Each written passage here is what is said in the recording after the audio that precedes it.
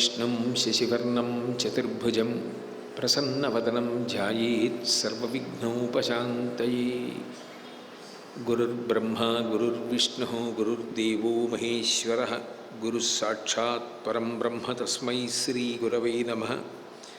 व्यासाय विष्णुरूपाय व्यासरूपाय विष्णवे नमो वै ब्रह्मनिधये वासिष्ठाय नमो नमः। कूजन्तं राम रामेति मधुरं मधुराक्षरम् आरुह्य कविताशाखां वन्दे वाल्मीकिकोकिलं। श्रुतिस्मृतिपुराणानाम् आलयं करुणालयं नमामि भगवत्पादशङ्करं लोकशङ्करं। वागद्धाविव सम्पृक्तौ वागद्धप्रतिपत्तये जगतः पितरौ वन्दे पार्वतीपरमेश्वरौ। सूक्तिं समग्रयतुनः स्वयमेव लक्ष्मीः श्रीरङ्गराजमहिषी मधुरैकटाक्षैः वैदग्ध्यवर्णगुणगुम्भनगौरवैर्यां कण्डूलकर्णकुहराः कवयोधयन्ति। हैमोर्ध्वपुण्ड्रमजहन्मकुटं सुनासं मन्दस्मितं मकरकुण्डलचारुगण्डं बिम्बाधरं बहुलदीर्घकृपाकटाक्षं श्रीवेङ्कटेशमुखमात्मनिसन्निधत्ताम्। विमलपटी कमलकुटी पुस्तकरुद्राक्षसस्तहस्तपुटी कामाक्षी पक्ष्मलाक्षी कलितविपञ्ची विभासि वैरिञ्ची। मनोजवं मरुततुल्यवेगं जितेन्द्रियं बुद्धिमतां वरिष्ठं वातात्मजं वनरयूथमुख्यं श्रीरामदूतं शिरसा नमामि। आपदामपहर्तारं दातारं सर्वसम्पदां लोकाभिरामं श्रीरामं भूयो भूयो नमाम्यहम्। श्रीरामचन्द्रं श्रितपारिजातं सीतामुखाम्बोरुहचञ्चरीकः समस्तकल्याणगुणाभिरामः निरन्तरं मङ्गलमातनोतु। हरिः ओं। పరమేశ్వరస్వరూపైన సభకి నమస్కారం. అశ్వమేధయాగం పూర్తయిపోయిన తర్వాత ఋష్యశృంగుడు దశరథుడి వంక చూసి ఇష్టింతేహం కరిష్యామి పుత్రీయాం పుత్రకారణాత్ అధర్వశిరసి ప్రోక్తై మంత్రై సిద్ధాం విధానతః. దశరథ మహారాజా, అశ్వమేధయాగం పూర్తయింది, నీకు ఉన్నటువంటి పాపం తొలగిపోయింది. ఇప్పుడు నీకు పుత్ర సంతానం కలగాలి. అట్లా పుత్ర సంతానం పొందడానికి కావలసిన యోగ్యతని ప్రసాదించేటటువంటి ఇష్టిని నిర్వహిస్తాను. దానికి సంబంధించిన మంత్రములు అధర్వశిరసి అనబడే వేదభాగంలో ఉన్నాయి. ఆ మంత్రములను అన్వయం చేసి నేను ఇష్టిని నిర్వహిస్తానని దశరథుడికి చెప్పి ఆ పుత్రకామీష్టిని ప్రారంభం చేశాడు. తతో దేవాః సగంధర్వాః సిద్ధాశ్చ పరమర్షయః భాగప్రతిగ్రహార్థం వై సమవేతా యథావిధి. మనం చూడండి, ఎవరినైనా మన ఇంటికి భోజనానికి పిలిచామనుకోండి, వాళ్ళు వస్తే కదా భోజనం చేయడం, వాళ్ళు మన ఇంటికి వచ్చి భోజనం చేస్తారు. పూర్వం యజ్ఞం చేస్తే హవిస్సు అందుకోవడానికి దేవతలు ప్రత్యక్షంగా వచ్చేవారు. యజ్ఞం చేశారు అంటే అగ్ని ముఖంగా హవిస్సుని దేవతలకు ఇస్తారు. స్వాహ అన్న శబ్దాన్ని ప్రయోగించారు అంటే దేవతలకు వెళ్ళిందని, స్వధా అన్న శబ్దాన్ని ప్రయోగిస్తే పితృదేవతలకు వెళ్ళింది అని గుర్తు. హవ్యం అంటే దేవతలు తింటారు, కవ్యం అంటే పితృదేవతలు తింటారు. దేవతలు తినడానికి ఇచ్చేటటువంటి హవ్యం ఏదుందో అది స్వాధాశబ్దంతో దేవతలకి అగ్నిహోత్రముఖంగా ఇస్తారు. అప్పుడు దేవతలు వచ్చి కూర్చుని ఆ మంత్రం వచ్చినప్పుడు ఎవరికి అది ఇవ్వబడిందో వాళ్ళు ఆ హవిస్సుని స్వీకరిస్తారు. దేవతలకు ఒక లక్షణం ఉంటుంది, వాళ్ళని మనం యథార్థానికి నోరు విప్పి అడగక్కర్లేదు. దేవతలు ప్రసన్నులైతే వెంటనే వాళ్ళు ఏదో ఒకటి ఇవ్వకుండా వెళ్ళరు. అదే మీకు మహాభారతాంతర్గతంగా కనపడుతుంది. సూర్యనారాయణమూర్తిని చూసి కుంతీదేవి సంతోషిస్తే సూర్యుడు ప్రత్యక్షమై ఏదో ఒకటి ఇవ్వకుండా వెళ్ళను, నీకేం కావాలో చెప్పిస్తానన్నాడు. నీ వంటి తేజస్సు గల కుమారుడు కావాలంది కర్ణుడు పుట్టాడు. కాబట్టి దేవతలు సంతోషించినప్పుడు ఏదో ఒకటి అనుగ్రహించకుండా వెళ్ళరు. అందుకే హోమం జరుగుతుంటే యాగశాలకు ప్రదక్షిణం చేస్తారు. యాగశాలకు ప్రదక్షిణం చేశారు అంటే వచ్చి కూర్చున్న దేవతలకు అగ్నిహోత్రానికి కూడా ప్రదక్షిణం చేశారు అని గుర్తు. అట్లా ప్రదక్షిణం చేస్తే ఏమవుతుంది అంటే శ్రియమిచ్చేత్ హుతాశన, అగ్ని అనుగ్రహం చేత శ్రియం కలుగుతుంది. శ్రియం అంటే కేవలం ధనము అనే అర్థం చేసుకోకూడదు. ప్రియం శ్రియం అని రెండు మాటలు ఉంటాయి. ప్రియం అంటే మనసులో పుట్టినటువంటి కోరిక. మనసు ఎప్పుడూ ఏం కోరుకుంటూ ఉంటుంది అంటే ఇంద్రియములు సంతృప్తి పొందేటటువంటి విషయ సుఖములను అడుగుతుంది. ఎంతో సంస్కారవంతమైన తరువాత మనసు ఎంత నలుగుడు పడైనా, ఎంత కష్టపడైనా ఉత్తమ కార్యములు చెయ్యాలి అని చెప్పి సంతోషాన్ని వ్యక్తం చేస్తుంది. ఎంత ఇబ్బంది పడమి మనం ఆ మంచి పని చేయవలసిందే అంటుంది. పూర్వం సంస్కారం కలగనంత కాలం, ఆ అనురక్తి కలగనంత కాలం, ఆ పుణ్యబలం ఏర్పడనంత కాలం ఇంద్రియ సుఖాలతోనే ఎప్పుడూ మమేకమవుతూ ఉంటుంది మనసు. కాబట్టి ఎప్పుడు మనసు ఏం కోరుతుంది అంటే ఇంద్రియములకు ఇష్టమైన దాన్ని కోరుతుంది. దానికి ధర్మంతో సంబంధం లేకుండా ఇది అనుభవించాలి, ఇది అనుభవించాలి, ఇది అనుభవించాలి, అదే పనిగా చెప్తుంటుంది. అది ప్రియం. అది బంధించవచ్చు. మనసులో పుట్టిన కోరిక ధర్మంతో సంబంధం లేకుండా అనుభవించాడు అనుకోండి, అది పాపం అవుతుంది. అది నాకు కావాలని కోరికతో చేశాడనుకోండి, పుణ్యం అవుతుంది. పుణ్యమైనా పాపమైనా పునర్జన్మకు కారణములవుతాయి. ఒకడిని బంగారు గొలుసులతో కట్టేశారు, ఒకడిని ఇనప గొలుసులతో కట్టేశారు. ఇనప గొలుసులతో కట్టబడిన వాడి వంక చూసి బంగారు గొలుసులతో కట్టబడిన వాడు నిన్ను ఇనప గొలుసులతో కట్టేశారని నవ్వాడు అనుకోండి, ఏమిటి ప్రయోజనం? బంగారు గొలుసులతో కట్టినా ఆయన్ని కట్టారుగా. పుణ్యమైన సుఖం అనుభవించడానికి పునర్జన్మ, పాపమైన దుఃఖం అనుభవించడానికి పునర్జన్మ. ఏదైనా పునర్జన్మ హేతువే. నాకు దీని వలన ఫలితం అక్కర్లేదని చేసినప్పుడే చిత్తశుద్ధి వచ్చి, చిత్తశుద్ధి వలన జ్ఞానము కలిగి, జ్ఞానము వలన పునరావృత్తి రహిత శాశ్వత శివ సాయుధ్య స్థితి కలుగుతుంది. కాబట్టి ఈ ఇంద్రియముల యొక్క సుఖాన్ని మనసు కోరుతుంది ప్రీతి. ఆ ప్రీతి ధర్మమునందు అన్ని వేళలా ఇముడుతుందా అంటే చెప్పలేము. ఒక్కొక్కసారి మనసు యొక్క ఉద్ధతి ఎక్కువైపోయింది అనుకోండి, ధర్మచక్రంలో ఇమడకపోయినా తీర్చేసుకుంటాడు. అప్పుడు అది పాపం అయిపోతుంది. ప్రియంకి వ్యతిరేకం శ్రియం. శ్రియం ఏమిటంటే సుఖము కావాలి, కానీ అది శాస్త్రీయమైనది అయి ఉండాలి. అది ధర్మచక్రంలో ఇమడాలి. నాకు అర్థము కావాలి, డబ్బు కావాలి, సంపాదించినప్పుడు ధార్మికంగా రావాలి, ఖర్చు ధార్మికంగా పెట్టాలి. నాకు కోరికలు ఉండాలి, కానీ అవి ధార్మికమై ఉండాలి. నేను ఆ తీర్చుకోవడం ధార్మికమై ఉండాలి. అది తీర్చుకోవడం వల్ల నాకు ఏ విధమైనటువంటి అధర్మం కలగకూడదు. అందుకే వీటన్నింటినీ ఇవ్వగలిగినది ఎవరంటే పత్ని. అందుకే ఆమెకు ధర్మపత్ని అని పేరు. ఆమె వలన నిజమైన అర్థము ప్రభవిస్తుంది. ఏమిటా అర్థం అంటే, అర్థము అంటే సుఖాన్ని ఇచ్చేటటువంటి వస్తువుల యొక్క రాశి. జీవితంలో అన్నింటికన్నా సుఖాన్ని ఇవ్వగలిగినవి ఏవి అంటే బిడ్డలే. ఒక వయసు వచ్చేసిన తరువాత కొడుకు చెయ్యి పట్టుకొని నడుస్తుంటే పెద్ద ఊరట. వాడు ఉన్నాడు, పెద్ద ఊరట. వాడి ఇంట్లో ఉన్నాడు, పెద్ద ఊరట తండ్రికి. నాకేమి, వాడి దగ్గరలో ఉన్నాడు, వాడు కబురు చేస్తే వస్తాడు, వాడు నాతో ఉంటాడు, వాడితో కలిసి తినడం, వాడు పక్కన ఉండడం.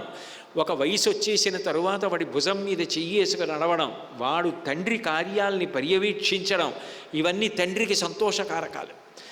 అందుకని అర్థం, కొడుకు తన తర్వాత తన ఇంట జరగవలసిన కార్యములు చూస్తున్నాడు, తనకి ఉత్తమ గతులు కల్పిస్తున్నాడు. కూతురు దశ పూర్వేషాం దశాపరేషాం, కన్యాదానం చేసి 10 తరాల వెనక 10 తరాల ముందు తనతో కలిపి 21 తరాలు తరించడానికి కారణమవుతోంది. పైగా యథార్థానికి కొడుకు తను పుట్టిన వంశాన్ని తరింపచేస్తాడు. ఆడపిల్ల పుట్టిన వంశాన్ని, అత్తగారి వంశాన్ని, 2 వంశాలని తరింపచేస్తోంది. రామాయణంలోనే ఉంది, సీతమ్మ తరింపచేసింది. కాబట్టి అర్థము ఎక్కడి నుంచి వస్తోంది అంటే ధర్మపత్ని నుండి వస్తోంది. కామము ధర్మము చేత కట్టబడితే కొడుకు కూతురు అన్న రూపంలో అర్థంగా వస్తున్నారు. అందుకని ధర్మమునకు మూలము ధర్మపత్ని. ఆమెని పక్కన కూర్చోపెట్టుకుని ధర్మ కార్యక్రమాలు చేస్తూ ఉంటాడు. నాకు అది కావాలి, అది శ్రియం. ఆ శ్రియమిచ్చేత్ హుతాశన. నాకు శాస్త్రీయమైన సుఖము కావాలి, దానివలన జీవుడు తరించాలి. అంతేకాని ప్రియమైనది అనుభవించి పతనమైపోకూడదు. ప్రియం కాదు, నాకు శ్రియం కావాలి. అది ఎవరిస్తారంటే అగ్నిహోత్రుడు ఇస్తాడు. అది ప్రదక్షిణం చేస్తే చాలు, దేవతలు సంతోషిస్తారు. ప్రదక్షిణం అంటే, దక్షిణం అంటే కుడి, అంటే ఎప్పుడూ కుడి పక్కన ఉంచుకోవడం. పరమ మర్యాద చూపించారు అని గుర్తేమిటంటే, ఎప్పుడూ కుడి పక్కన ఉంచుకుంటారు. నేను ఇలా వెళ్ళాను అనుకోండి, కుడి పక్కకు ఉంది, నేను మళ్ళీ తిరిగి ఇలా వెళ్ళాననుకోండి, ఎడం పక్కకు వస్తుంది. నేను దీని మీద కూర్చునేటప్పుడు ప్రదక్షిణంగా వచ్చి కూర్చోవాలి, ఎందుకని ఇది రామాయణం చెప్తున్న స్థానం. ఏది పరమ పవిత్రమో దానికి ప్రదక్షిణం చేసి రావాలి. కుడి పక్కన ఎప్పుడూ ఉంది అని గుర్తు. అట్లా వస్తారు. గురువులు కనపడితే ప్రదక్షిణం చేస్తారు, పెద్దలు కనపడితే ప్రదక్షిణం, గోశాల కనపడితే ప్రదక్షిణం, అగ్ని కనపడితే ప్రదక్షిణం. వేదంలో దేనికి దేనికి ప్రదక్షిణం చేయాలో చెప్తుంది. కాబట్టి అట్లాంటి ప్రదక్షిణం యాగశాలకి చేస్తే చాలు, దేవతలు అగ్నిహోత్రులు ప్రీతి చెందుతాడు. కాబట్టి ఇప్పుడు అక్కడికి దేవతలందరూ వచ్చి కూర్చున్నారు. ఇష్టింతేహం కరిష్యామి పుత్రీయాం పుత్రకారణాత్ అథర్వశిరసి ప్రోక్తై మంత్రై సిద్ధాం విధానత. నేను నీ చేత అథర్వశిరసి మంత్రముల చేత పుత్రకామేష్టి చేయిస్తానని ఋష్యశృంగుడు అనగానే ఆవిర్భాగములను అందుకోవడానికి అక్కడికి వచ్చినటువంటి దేవతలు, అందులో తతో దేవాహ సగంధర్వాహ సిద్ధాశ్చ పరమర్షయ భాగ ప్రతిగ్రహార్థం వై సమవేత యథావిధి. అందులో మహర్షులున్నారు, దేవతలున్నారు, గంధర్వులున్నారు, సిద్ధులున్నారు. వాళ్ళందరూ వచ్చి అక్కడ కూర్చొని ఉన్నారు. ఈలోగా సృష్టికర్త చతుర్ముఖ బ్రహ్మగారు వచ్చారు. బ్రహ్మగారికి ఒక గౌరవం ఉంటుంది, ఆయన సృష్టికర్త. ఇంట్లో తాతగారు ఉన్నారనుకోండి, అందరికన్నా తాతగారు గౌరవనీయుడు. మనవలు తండ్రి కూడా తాతగారికి నమస్కారం చేస్తారు. తర్వాత తండ్రి వందనీయుడు. ఈ సృష్టి అంతా చేసిన వారు సృష్టికర్త బ్రహ్మగారు. అందుకని ఆయన రాగానే అందరూ లేచి నిలబడతారు, ఆయన మీద అది గౌరవం. కాబట్టి బ్రహ్మగారు రాగానే దేవతలందరూ లేచి నిలబడ్డారు, మహర్షులు లేచి నిలబడ్డారు. ఆయన కూడా ఆవిర్భాగం అందుకోవడానికి వచ్చాడు. ఆ రోజులలో వచ్చిన వారు కనపడేవారు, మన ఇంటికి భోజనానికి వచ్చిన వారు కనపడినట్టుగా కనపడేవారు. ఇప్పుడు ఎందుకు కనపడరు అంటే, చూడడానికి తగిన శక్తి మన మాంసచక్షువుకి క్షీణించిపోయింది. కారణం, అంత తపశ్శక్తి కానీ అంత అనుష్ఠాన బలం కానీ లేని కారణం చేత దేవతల్ని చూడలేకపోతున్నాం. ఒకప్పుడు అరుణాచల గిరి ప్రదక్షిణం చేస్తున్న దేవతల్ని చూస్తూ ఉండేవారు, సిద్ధపురుషుల్ని చూస్తూ ఉండేవారు. మీరు అరుణాచల మహాత్యం చదివితే కనపడుతుంది. కానీ ఇవాళ చూడలేకపోతున్నామంటే మనకు ఆ శక్తి క్షీణించింది. దేవతామూర్తుల యందున్న శక్తిని కూడా తట్టుకోలేని స్థితికి జారిపోతోంది జాతి అని శంకరాచార్యుల వారు దేవతామూర్తులలో శక్తిని తగ్గించారు. కంచిలో కామాక్షి శక్తి కొంత తీసి శ్రీచక్రంలో ప్రవేశపెట్టారు. జంబుకేశ్వరంలో అమ్మవారి యొక్క శక్తిని కొంత తీసి వజ్రతాటంకములలో ప్రవేశపెట్టి అమ్మవారి యొక్క చెవి తాటంకములకు వేశారు, అఖిలాండేశ్వరి అమ్మవారికి. అంటే మన యొక్క అనుష్ఠాన శక్తి క్షీణించిపోతున్న కొద్దీ మనకన్నా పై స్థాయిలో ఉండే దేవతామూర్తుల యొక్క దివ్య దర్శనాన్ని మనం పొందలేము. తప్ప ఇప్పటికీ యజ్ఞం చేస్తే ఆవిర్భాగం అందుకోవడానికి దేవతలు వస్తారు. కాబట్టి వాళ్ళందరూ అక్కడికి వచ్చారు, బ్రహ్మగారు కూడా వచ్చారు. వీళ్ళందరూ లేచి నిలబడ్డారు. భగవంతత్ప్రసాదేన రావణో నామ రాక్షస సర్వాన్నో బాధతే వీర్యాచ్ఛాసితుం తన్న శక్నుమః. హే బ్రహ్మన్ మహానుభావ, బ్రహ్మగారు, మీరు ఆ రావణాసురుడు తపస్సు చేశాడని గొప్ప గొప్ప వరాలు ఇచ్చేశారు. ఆయన ఇప్పుడు తనకి వరాలున్నాయి అని లోకాన్నంతటినీ బాధ పెట్టేస్తున్నాడు. ఎంత బాధ పెడుతున్నాడంటే, నైనం సూర్య ప్రతిపతి పార్శ్వే వాతిన మారుత చలోర్మిమాలీతం దృష్ట్వా సముద్రోపి నకంపతే. సృష్టిని శాసిస్తున్నాడు.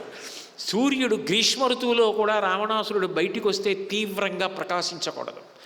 సముద్రం ఒడ్డున ఆయన నడుస్తుంటే సముద్రంలో తరంగాలు వచ్చి ఆయన పాదములు కానీ పంచ కానీ తడవకూడదు. గాలి గట్టిగా వీచకూడదు.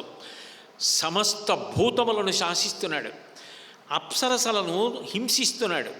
యజ్ఞయాగాది క్రతువులను ధ్వంసం చేస్తున్నాడు. ఋషుల్ని బాధ పెడుతున్నాడు. సత్పురుషులను ఇబ్బంది పెడుతున్నాడు. ఆయన సంహరింపబడే మార్గం లేదా? మీరు ఇన్ని వరాలు ఇచ్చేశారు అని అడగగానే బ్రహ్మగారు ఒక్క క్షణం ఆలోచించి, ఆయన ఎంతమంది పేర్లో చెప్పి వాళ్ళ చేత నాకు మృత్యువు కలగకుండుగాక అని అడిగాడు.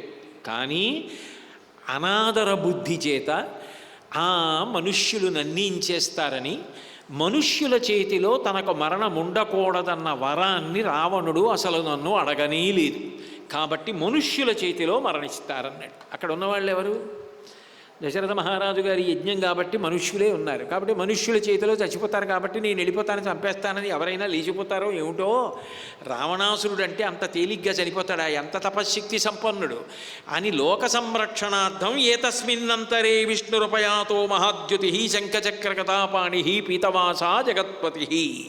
ఒక్కసారి ఆ సభలోకి శంఖచక్రకథా పద్మములు పట్టుకుని పచ్చటి పీతాంబరం కట్టుకున్నటువంటి శ్రీ మహావిష్ణువు సభలోకి ప్రవేశించారు.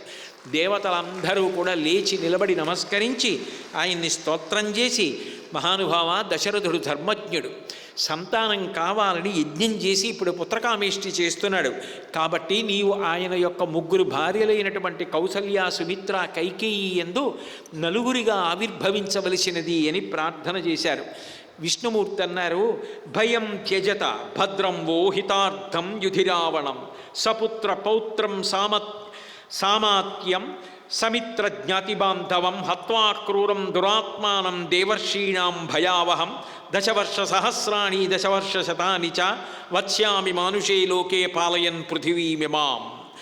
మీరెవ్వరూ కూడా బెంగ పెట్టుకోకండి, మీ అందరూ కూడా భద్రంగా ఉండండి, మీకు ఇబ్బంది లేదు. ఆయన యొక్క దురాగతములు బాగా పెరిగిపోయాయని నేను విన్నాను. భాగవతంలో చెప్తాడు, ఎవరో అడిగారు కదా అని చెప్పి వచ్చి విష్ణుమూర్తి చంపేడు.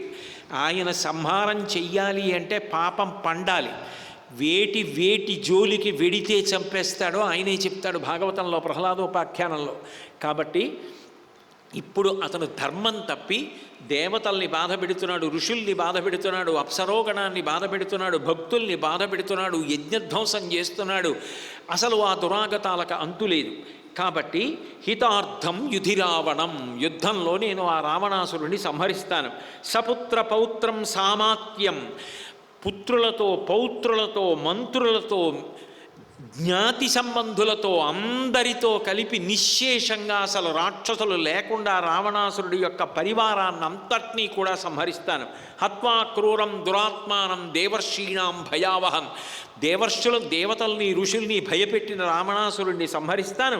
వత్స్యామి మానుషే లోకే పాలయన్ పృథివీమిమాం.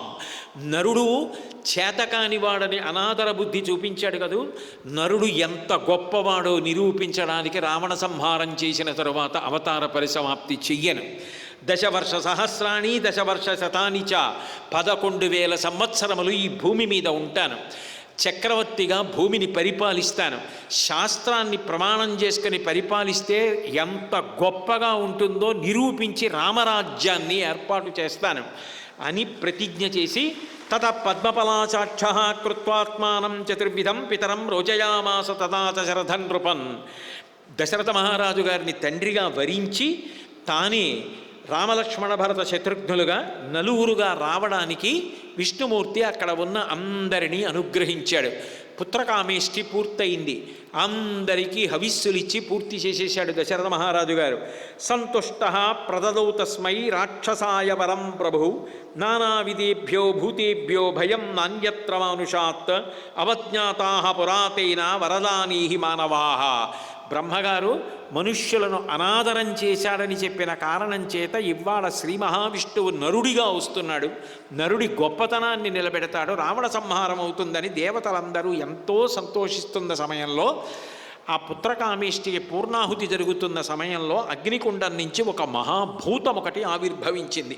అసాధారణ బలపరాక్రమాలు కలిగి నలుపు ఎరుపు రంగులు కలిగిన వస్త్రాన్ని కట్టుకొని ఎర్రటి ముఖంతో దుందుబి కంఠధ్వనితోటి రోమాలు మీసాలు సింహం యొక్క వెంట్రుకలలా ఉండి పెద్ద పులి ఎట్లా నడుస్తుందో అటువంటి నడకతో, సూర్యుడి యొక్క తేజస్సు ఎలా ఉంటుందో అటువంటి తేజస్సుతో ఆ మహాభూతము అందులోంచి అగ్ని శిఖ వచ్చినట్టుగా వచ్చి 2 చేతులలో ఒక బంగారు పాత్ర పట్టుకుంది. దాని మీద వెండి మూత పెట్టబడి ఉంది. ఆ వచ్చినవాడు తనని తాను పరిచయం చేసుకొని, నేను ప్రజాపతి పనుపున వచ్చాను దశరథ మహారాజా, ప్రాజాపత్య పురుషుణ్ణి. ఇదంతు నృపశాద్దోలా పాయసం దేవనిర్మితం ప్రజాకరం గృహాణత్వం ధన్యం ఆరోగ్యవర్ధనం భార్యాణామనురూపాణామస్మీతీతి ప్రయచ్ఛవై. ఇది సుత్వం తాసుత్వం ప్రాప్యసే పుత్రాన్ యదర్థం యజసే నృప. నేను నీ కొరకని దేవతల చేత నిర్మింపబడిన పాయసాన్ని తీసుకొచ్చాను. ప్రజాకరం గృహాణత్వం, ఈ పాయసాన్ని భార్యాణం అనురూపాణం, నీ పత్నులు ఎవరి వలన నువ్వు సంతానమును పొందాలనుకుంటున్నావో వాళ్ళకి ఈ పాయసాన్ని పంచి ఇయ్యి. ఈ పాయసాన్ని తీసుకున్న కారణం చేత వాళ్ళ పాపములు శమించి నువ్వు తండ్రి అవుతావు, వాళ్ళకి కుమారులు కలుగుతారు. ఇది ప్రజాకరం గృహాణత్వం ధన్యం ఆరోగ్యవర్ధనం. ఈ పాయసాన్ని స్వీకరించిన కారణం చేత ఆరోగ్యము కూడా కలుగుతుంది. కాబట్టి నీకు అనుకూలురైనటువంటి పత్నులకు ఈ పాయసాన్ని ఇమ్మన్నారు. అంటే దశరథ మహారాజు గారు వెంటనే ఆ పాయస పాత్ర తీసుకుని కౌసల్యాయై నరపతి పాయసార్థం దదౌ తదా అర్ధాదర్థం దదౌ చాపి సుమిత్రాయై నరాధిప కైకేయ్యై చావశిష్టార్థం దదౌ పుత్రార్థకారణాత్ ప్రదదౌ చావశిష్టార్థం పాయసస్య అమృతోపమం అనుచించ సుమిత్రాయై పునరేవ మహీపతి ఏవం తాసాం దదౌ రాజా భార్యాణం పాయసం పృథక్. ఆ పాయస పాత్ర తీసుకుని పెద్ద భార్య కాబట్టి కౌసల్య, పట్టమహిషి కాబట్టి ఆవిడ్ని పిలిచి ముందు పాయసంలో సగభాగాన్ని తీసి కౌసల్యకి ఇచ్చాడు. ఇంకా సగం మిగిలింది. సుమిత్ర వంక కైకేయి వంక చూశాడు. చూసి సుమిత్రకి పావు వంతు ఇచ్చాడు. ఇంకొక పావు వంతు మిగిలింది. కైకేయిని పిలిచి ఆ పావు వంతులో సగభాగం అంటే 8వ వంతు కైకేయికి ఇచ్చాడు. ఇంకొక 8వ వంతు మిగిలింది. దాన్ని మళ్ళీ తీసి సుమిత్రకి ఇచ్చాడు. అంటే సుమిత్రకి 2 మాటలు ఇచ్చాడు. ఒకసారి పావు వంతు ఇచ్చాడు, ఒకసారి 8వ వంతు ఇచ్చాడు. కైకేయికి 8వ వంతు ఇచ్చాడు, కౌసల్యకి సగం ఇచ్చాడు. ఇప్పుడు 8 వంతులు సుమిత్రకి వెళ్ళింది, 8 1 వంతు కైకేయికి వెళ్ళింది, సగభాగం 4 వంతులు కౌసల్యకి వెళ్ళింది. ఇప్పుడు 3 పత్నులు కూడా ఆ పాయసాన్ని స్వీకరించారు. స్వీకరించిన కారణం చేత అందరూ కూడా గర్భవతులయ్యారు. ఓ కోసల రాజ్యం అంతా సంతోషంతో నిండిపోయింది. ఇంకా నాకు సంతానం కలుగుతుందని దశరథ మహారాజు గారు ఎంతో ఆనందంగా ఉన్నాడు. ఈలోగా బ్రహ్మగారు ఋషుల్ని, దేవతల్ని, సిద్ధుల్ని, ఉరగుల్ని, చారుణుల్ని అందరినీ పిలిచి భూమి మీదకి శ్రీమన్నారాయణమూర్తి యొక్క అవతారం వెడుతోంది. అవతారము అంటే క్రిందకి దిగి వచ్చుట, తార అంటే పైన ఉండడం, అవతార అంటే కిందకి రావడం. పైన ఎక్కడో ప్రకాశిస్తున్న తార చిన్నదిగా మిణుకుమంటూ ఉంటుంది. నిజానికి అది దాని యథార్థ స్వరూపం కాదు. అది భూమి మీదకి వస్తే భూమి కన్నా కొన్ని కోట్ల రెట్ల పెద్దది, చిన్నదిగా కనపడుతూ ఉంటుంది. అది మనం చూడ్డానికి వీలుగా ఒక రూపాన్ని పొంది కిందకు వచ్చిందనుకోండి, అవతార అంటారు. అంతటా నిండిపోయిన పరబ్రహ్మము మన మాంసచక్షువు చేత చూడడానికి వీలుగా ఒక రూపాన్ని పొంది కిందకి దిగి వస్తే అవతారముగా వచ్చింది అంటారు. అట్లా ఎన్నోసార్లు వచ్చాడు పరమాత్మ. వేదోద్ధారణ, మందరాభరణ, పృథ్వీధర్మ నిర్మాణ, ప్రహ్లాదత్రాణ, బలిప్రతారణ, నృపాహంకార నిర్వాపణ, వైదేహీరమణ, ధనంజయ జయ వ్యాపార పారీణ, క్షౌణీ దివ్యత్కరుణ, తమోహరణ, తండ్రి వెంకటేశ ప్రభో అంటారు కరుణశ్రీ గారు. అన్ని అవతారాలుగా వచ్చాడు. ఇప్పుడు రామావతారంగా భూమి మీదకి వెడుతున్నాడు. రావణ సంహారం చెయ్యబోతున్నాడు. రావణాసురుడి దగ్గర విశేషమైన రాక్షస బలం ఉంది. మీ అందరూ కూడా రామచంద్రమూర్తికి సహాయం చెయ్యడానికి వానర రూపాలతో వెళ్ళండి. ఎందుకనంటే నందీశ్వరుడి శాపం ఉంది. వానరులు వెళ్ళి లంకాపట్టణాన్నంతటినీ కూడా కలత చెందేటట్టుగా చేస్తాయి అని. భయం కలిగేటట్టుగా చేయగలిగినవి వానరములొక్కటే. ఎందుకనంటే అది నందీశ్వర శాపం. కిమేష భగవాన్ నంది భవే సాక్షాత్ దిహాగత ఏన శప్తోస్మి కైలాసే మయా సంచలితే పురా అంటే అదే. అందుకే రావణుడు సుందరకాండలో. కాబట్టి మీ అందరూ కూడా వానర రూపాలతో వెళ్ళండి. మీ యొక్క తేజస్సుని అనుసరించి ఎవరి యందు మీ తేజస్సుని క్షేపిస్తే దానికి తగిన సంతానమును మీరు పొందుతారో అటువంటి వారి యందు, గంధర్వ స్త్రీల యందు, యక్షస్త్రీల యందు, కిన్నెర స్త్రీల యందు, కింపురుష స్త్రీల యందు మీ తేజస్సులను నిక్షేపించి ఉత్తమ సంతానాన్ని పొందండి. వాళ్ళందరూ కూడా మహావేగం కలిగిన వాళ్ళు అయి ఉండాలి, గొప్ప నీతిశాలురై ఉండాలి, మంచి బుద్ధిమంతులై ఉండాలి, ఉపాయం తెలిసిన వాళ్ళై ఉండాలి, శక్తివంతులై ఉండాలి, పరాక్రమవంతులు కావాలి. కాబట్టి అప్సరోగణము, గంధర్వ స్త్రీలు వీరందరి యందు మీరు వానరములను పొందండి అని సిద్ధులకు, దేవతలకు, ఋషులకు అందరికీ బ్రహ్మగారు ఆజ్ఞ విధించాడు. ఆ కారణం చేత వానర సంతతి భూమి మీదకి రావడం ప్రారంభమైంది. దేవతలు, ఋషులు, సిద్ధులు వీళ్ళందరూ కూడా గొప్ప గొప్ప వానరులుగా వచ్చారు. నేను కూడా నా అంశలో ఇతపూర్వమే ఒక గొప్ప ఎలుకబంటిని సృష్టించాను. నేను ఆవలించినప్పుడు నా ఆవలింతలోంచి జాంబవంతుడు వచ్చాడు. ఆ గొప్ప ఎలుగుబంటి. అందుకే మీరు రామాయణాన్ని పరిశీలిస్తే ఎక్కడైనా జాంబవంతుడు మాట్లాడాడు అనుకోండి, పెద్ద ఆయన మాట్లాడితే ఎలా ఉంటుందో అట్లా ఉంటుంది. ఎందుకంటే బ్రహ్మగారి యొక్క అంశలో వచ్చాడు కదా. బ్రహ్మగారి సృష్టికి ఎలా పెద్దవాడో జాంబవంతుడి మాటలు రామాయణంలో అట్లా ఉంటాయి. ఎక్కడెక్కడ ముడిపడుతోందో అక్కడ పెద్దవాడిగా జాంబవంతుడు మాట్లాడుతూ ఉంటాడు. నేను ఇతపూర్వమే జాంబవంతుడిని సృష్టించాను. నేను మీతో ఇతపూర్వమే చెప్పా. సృష్టి అన్ని వేళలా ఒక్కలా ఉండదు. విత్తనంలోంచి మొక్కొస్తోంది, గుడ్డులోంచి పిల్లొస్తోంది, గుడ్డు పక్షికి పుడుతోంది, గుడ్డుని పొదిగితే పిల్లొస్తోంది. కొన్ని ప్రాణుల యొక్క శరీరము విడివడి వస్తుంది, చెమట్లోంచి పేలు వస్తున్నాయి, భూమిని చీల్చుకొని చెట్లు వస్తున్నాయి. మన కళ్ళ ముందే సృష్టి అనేక రకాలుగా జరుగుతోంది. దేవతలు సృష్టి చేసినప్పుడు కేవల సంకల్ప బలం చేత అనేక రూపాలుగా వాళ్ళు సృష్టించగలరు. తమ శరీరంలోంచి బయటికి వస్తున్న వాయువులోంచి కూడా వాళ్ళు సృష్టించగలరు. అందుకే తన ఆవలింతలోంచి జాంబవంతుడిని సృష్టించగలిగాడు బ్రహ్మగారు. అట్లా జాంబవంతుడు వచ్చాడు. ఇంద్రుడు వాలిని సృజించాడు, సూర్యుడు సుగ్రీవుణ్ణి సృజించాడు, బృహస్పతి వలన తారుడు, కుబేరుని వలన గంధమాదనుడు, విశ్వకర్మ వలన నలుడు, అగ్ని వలన నీలుడు, అశ్వనీదేవతల వలన మైందుడు ద్వివిధుడు, వరుణుని వలన సుషేణుడు, పర్జన్యుని వలన శరభుడు. అసలు రామాయణానికంతటికీ మహారత్నం. రామాయణ మహామాల రత్నం వందే అనిలాత్మజం అంటారు. ఒకప్పుడు రామ కథ దండ రెండు కింద ఊడిపోయిందనుకోండి, మధ్యలో దండ అన్న మాటకు అర్థం ఏమిటి? కలిసి ఉండి మధ్యలో ఒక పెద్ద పువ్వు ఉందనుకోండి, అది అందమైన దండ అంటారు. అట్లా లేదనుకోండి, అది రెండు కింద విడిపోయిందనుకోండి, అప్పుడు అది దండ అని ఎట్లా అనిపించుకుంటుంది? కలిసి ఉండాలి గుండ్రంగా కదా. ఒకప్పుడు రామాయణం అన్న మాల అలా విడిపోయింది. రావణాసురుడు సీతమ్మను అపహరించాడు. సీతమ్మ జాడ రాముడికి తెలియదు, నరుడిగా ఉన్నాడు.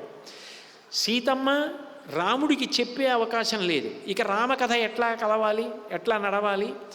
అప్పుడు మళ్ళీ ఆ దండని దగ్గరికి తీసుకొచ్చి మధ్యలో రత్నమై రామాయణమన్న మాలని పూర్తి చేసిన వారు స్వామి హనుమ. రామాయణ మహామాల రత్నం వందే అనిలాత్మజం. అసలు హనుమలేని రామాయణాన్ని ఊహించలేం. అటువంటి మహానుభావుడు. మారుతస్యాత్మజ శ్రీమాన్ హనుమన్నామ వీర్యవాన్ వజ్రసంహనతోపేతో వైనతేయ సమోజవే. వజ్రం ఎంత గట్టిగా ఉంటుందో అటువంటి శరీరం కలిగిన వాడు, మహాపరాక్రమవంతుడు, ఇతరుల యొక్క దోషములను క్షమించగలిగినటువంటి వాడు, ఉద్ధరించగలిగినటువంటి వాడు, వాయుపుత్రుడుగా రావలసినటువంటి వాడు, వైనతేయుడైనటువంటి గరుత్మంతునితో సమానమైన వేగము కలిగినటువంటి వాడు, తండ్రి అంత బలం చురుకుతనం కలిగినటువంటి వాడు, సాక్షాత్ హనుమగా ఈ భూమి మీద ప్రభవించారు. అట్లా వృక్ష వానర గోపుచ్చులు అనేక మంది జన్మించారు. వీళ్ళందరికీ వాలి రాజు అయి అందరినీ నిర్వహించాడు. దేవతలందరూ హవిర్భాగాలు అందుకని దశరథ మహారాజు గారి దగ్గర సెలవు తీసుకుని వెళ్ళిపోయారు. రాజులు అతిథులు అందరినీ కూడా దశరథుడు సత్కరించాడు. వాళ్ళందరూ కూడా రాజు చేత సత్కరింపబడి సంతోషమైన మనసుతో దశరథుడికి ఉత్తమమైన సంతానం కలగాలని మనసులో ఆశీర్వచనం చేస్తూ బయలుదేరారు. దశరథుడికి నమస్కరించారు, వశిష్ఠుడికి నమస్కరించారు. నమస్కరించి బయలుదేరారు. యాగశాలలో దీక్ష తీసుకుని ప్రవేశించిన దశరథుడు మళ్ళీ తిరిగి అయోధ్యానగరంలోకి ప్రవేశించాడు. మళ్ళీ ఒక ఏడాది గడిచి మళ్ళీ వసంత ఋతువు వచ్చింది.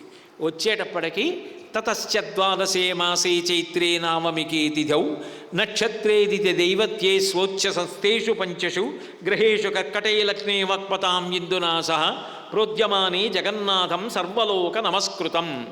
నవమి తిథి నాడు పునర్వసు నక్షత్రంలో సూర్య, గురు, శుక్ర, శని, కుజ గ్రహాలు 5 ఉచ్చస్థితిలో ఉండగా కర్కట లగ్నంలో మహానుభావుడైనటువంటి రామచంద్రమూర్తి నరుల యొక్క గొప్పతనాన్ని నిలబెట్టడానికి, రావణ సంహారం చేయడానికి భూమి మీద ఆవిర్భవించాడు. పుష్యే జాతస్తు భరతో మీనలగ్నే ప్రసన్నధీహి. పుష్యమీ నక్షత్రంలో మీనలగ్నంలో భరతుడు పుట్టాడు. సార్పే జాతౌతు సౌమిత్రి కుడిరేభ్యుదితైరవౌ. లక్ష్మణ శత్రుఘ్నులు ఆశ్లేష నక్షత్రంలో కర్కట లగ్నంలో జన్మించారు. వంది మాగధులు స్తోత్రం చేశారు. గొప్ప పుష్పవృష్టి కురిసింది. దేవతలందరూ ఆనందపడిపోయారు. అప్సరోగణం అంతా నాట్యం చేశారు. దుందుబులు మ్రోగించారు. మంగళవాద్యాలు మ్రోగాయి. భూమి అంతా పరవశించిపోయింది. అటువంటి పరమ పవిత్రమైనటువంటి రామావతారం భూమి మీదకి వచ్చింది.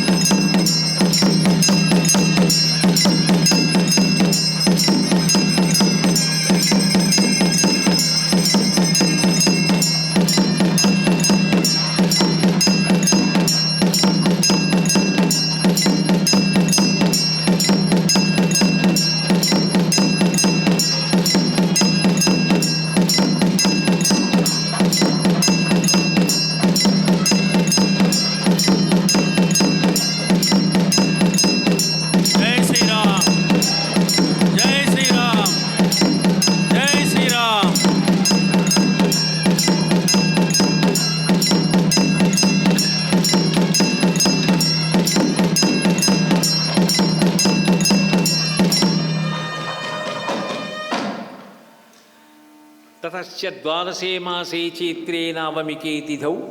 సంతానం లేక బడలిపోయి మానసికంగా శోషించిపోయినటువంటి కౌసల్యామాత సర్వలోక నమస్కృతం, సమస్త లోకముల చేత నమస్కరింపబడేవాడు జగన్నాథుడు నరుడిగా రామచంద్రమూర్తిగా వచ్చాడు. నిజానికి ఒక తల్లి గర్భవాసం చెయ్యవలసిన అవసరం లేని స్వామి 12 నెలల పాటు కౌసల్యా గర్భవాసం చేసి నరుడిగా వస్తే తప్ప రావణ సంహారం చేయడానికి వీలు లేదని, నరుడి యొక్క గొప్పతనాన్ని లోకంలో నిలబెట్టడానికి అవకాశం కలగదని, 16 నరుడిగా రావడం కోసం గుణములు నరుడికి గొప్పతనాన్ని తీసుకొస్తాయని, ఉత్తమ గుణములతో ధర్మాన్ని పట్టుకుని సాక్షాత్తు రాశీభూతమైన ధర్మమై నడయాడి మనందరికీ కూడా ఎన్ని యుగాలు మారిపోయినా ఆదర్శమూర్తిగా నిలబడినటువంటి రామచంద్రమూర్తి ఈ భూమి మీదకు వచ్చారు. ఆయనకి సోదరుగా లక్ష్మణ భరత శత్రుఘ్నులు వచ్చారు. వశిష్ఠ మహర్షి వాళ్ళకి నామకరణం చేశారు. జ్యేష్ఠం రామం మహాత్మానం భరతం కైకయీసుతం సౌమిత్రిం లక్ష్మణమితి శత్రుఘ్నం అపరం తథా. వశిష్ఠుడు పరమప్రీతితో వశిష్ఠ పరమప్రీతో నామాని కురితే తదా రమంతే సర్వే జనా గుణై అస్మిన్ ఇతి రామ. వశిష్ఠ మహర్షి పరమ సంతోషంతో నామకరణం చేశారట. ఎందుకని ఆ సంతోషం అంటే, అగ్నిబీజం అమృత బీజం రెండూ కలిసినది రామనామం. అష్టాక్షరీ మహామంత్రం, పంచాక్షరీ మహామంత్రం రెండింటిలో ఉన్న ప్రధానమైన బీజాక్షరముల యొక్క కలయిక రామనామం. అటువంటి రామనామం ఒక్క ఒత్తు కూడా లేకుండా ఉంటుంది.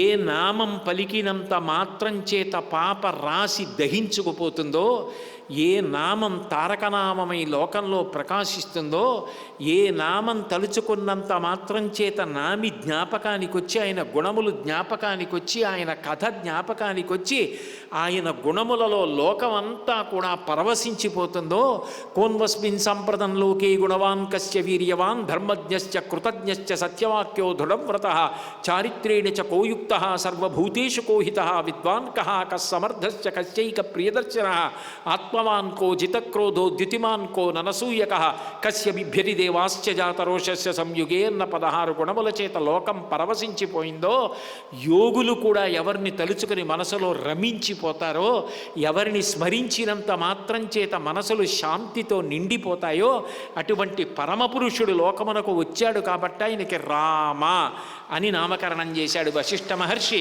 మనకందరికీ కూడా అంతటి మహద్భాగ్యాన్ని కటాక్షించాడు. అందుకంటాడు గోపరాజు గారు, హరునకు విభీషణన కద్రిజకున్ తిరుమంత్రరాజమై కరికి నహల్యకున్ ద్రుపదకంజకు నార్తి హరించు చుట్టమై బరగిన ఎట్టి నీ పతితపావన నామము నాదు జిహ్వపై నిరంతరము నటింపచేయుమి కదా శరది కరుణాపయోనిధి అంటాడు. రామ, దయ్యకు సముద్రము లోతు ఎంతో అంత లోతైన దయగలిగిన వాడా, నీ నామము నా నాలుక మీద నర్తింపజేయవయా. అక్కరలేని మాటలు ఎన్నో మాట్లాడుతున్నాను కానీ రామా అన్న 2 మాటలు అనలేకపోతున్నాను, నీ నామము నా నాలుక మీద నర్తింపచేయమంటారు. అంత గొప్ప నామాన్ని జ్యేష్ఠుడైనటువంటి రాముడికి ఉంచాడు. అట్లాగే లక్ష్మీ అన్య అస్తీతి లక్ష్మణ, గొప్ప సంపద కలిగినవాడు, గొప్ప శోభ కలిగినవాడు కాబట్టి లక్ష్మణుడు అన్నారు. ఏమిటి లక్ష్మణస్వామి యొక్క సంపత్తి అంటే బాహ్యమైన ఐశ్వర్యం కాదు, ఎప్పుడూ రాముడి పక్కన ఉండాలి, ఎప్పుడూ రాముడి సేవ చెయ్యాలి.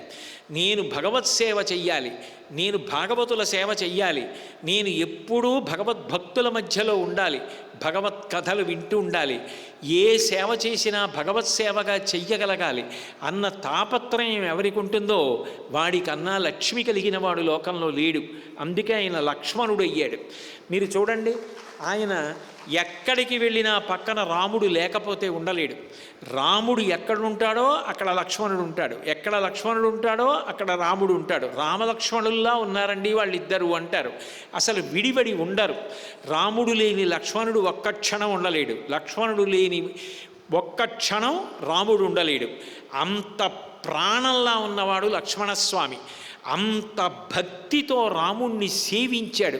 14 సంవత్సరముల అరణ్యవాసం చేస్తుంటే కావిడ వేసుకుని మోసాడు. సీతమ్మకి సంబంధించిన ఆభరణాలు, బట్టలు మొదలైనవన్నీ పర్ణశాల కట్టాడు. మా అన్నకి నేను ఈ సేవ చేయడం కన్నా నాకేం కావాలని పరవశించిపోయినటువంటి మహానుభావుడు, భక్తి లక్ష్మిని ఐశ్వర్యంగా పొందినవాడు. అది ఆయన సంపద శోభ. అటువంటి వాడు అవుతాడని ఊహించి వశిష్ఠ మహర్షి ఆయనకి లక్ష్మణుడు అని పేరు పెట్టారు.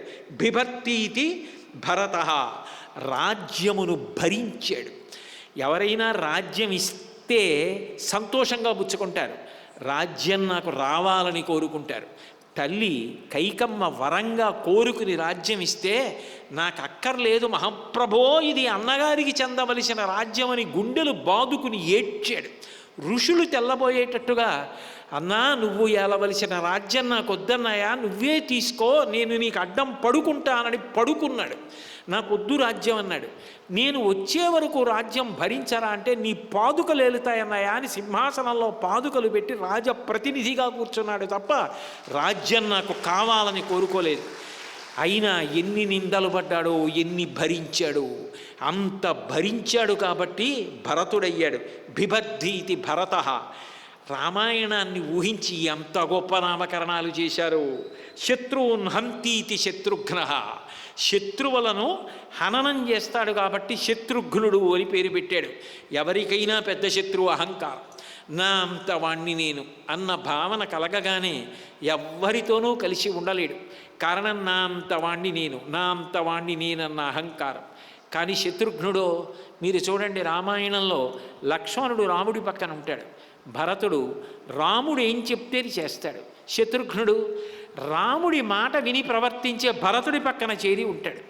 నాకు రాముడి పక్కన కూడా ఉండక్కర్లా, రాముడు ఏం చెప్తే అది చేసే భరతుడి పక్కన నేను ఉంటే చాలు. ఆ భాగవత సేవ నాకు కావాలి. భాగవతం 10వ స్కంధంలో మాలాకారుడు అడుగుతాడే, నీపాద కమల సేవయు నీపాదార్చకులతోడి నెయ్యము నితాంతాపార భూతదయయు తపసమందార నాకు దయసేయగదే అని అడుగుతాడు. అట్లా ఎప్పుడూ భరతుడి పక్కన ఉండడమే శత్రుఘ్నుడు కోరుకునేటటువంటి గొప్ప ఐశ్వర్యం. ఆయనకి అహంకారం లేదు కాబట్టి అటువంటి గొప్ప శత్రువుని హననం చేసినవాడు, హతం చేసినవాడు, గెలిచినవాడు కాబట్టి శత్రుఘ్నుడయ్యాడు. అట్లా దశరథుడికి కలిగిన 4 కుమారులకు రామలక్ష్మణ భరత శత్రుఘ్నులు అన్న పేర్లని వశిష్ఠ మహర్షి ఉంచి నామకరణం చేశారు. లోకమంతా ఎంతో సంతోషాన్ని పొందింది. మంగళాశాసనపరై పదాచార్య పురోగమై సర్వైశ్చ పూర్వైరాచార్యై సత్కృతాయ అస్తు మంగళం. మంగళం కోసలేంద్రాయ మహనీయ గుణాత్మనే చక్రవర్తి తనూజాయ సర్వభౌమాయ మంగళం. ఉమాకాంతాయ కాంతాయ కామితార్థప్రదాయినే శ్రీగిరీశాయ దేవాయ మల్లినాథాయ మంగళం తత్వం శ్రీమామహేశ్వర